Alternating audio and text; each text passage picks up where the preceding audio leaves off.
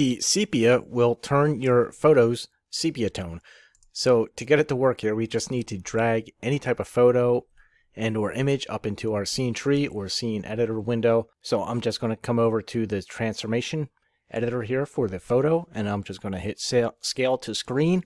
That'll fill the screen here. We'll go back into our built-ins, into the shader tab, and within the filter folder, the sepia. So we can just drag this right onto your photo. When you do that, it changes it to the sepia tone. Within the properties editor, we have a desaturation amount, which we can decrease and or increase. Below that, there's also a tone, so you can decrease the tone or increase the tone, and then you have your choice of colors here. So we can come in and customize the colors for the sepia tone and use whichever color shade you want. And then again, you have your options to come up here and adjust the desaturation and tone again to achieve the result you need. So that's the sepia.